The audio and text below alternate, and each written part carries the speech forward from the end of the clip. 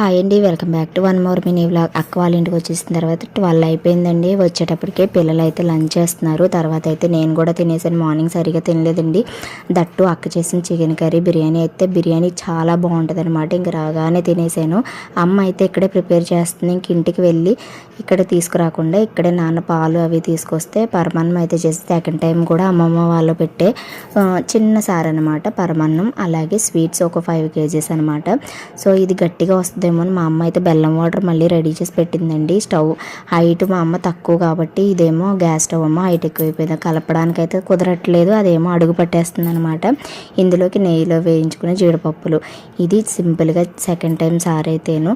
So నేనైతే ఫుల్గా తినేసి దీన్ని వీడియో తీసుకుంటూ ఉన్నాను. మనం చేసే పని ఏమీ లేదు, జస్ట్ వీడియో తీసుకోవడానికి వెళ్తాము. అందుకోసం ఎక్కువ వేడిగా ఉందండి. పరమాన్నం అయితే బకెట్లో వేసేసిన తర్వాత నెయ్యిలో వేయించుకున్న జీడిపప్పులతో గార్నిష్ చేయడం అనమాట. ఫుల్ వీడియో అయితే పెట్టాను.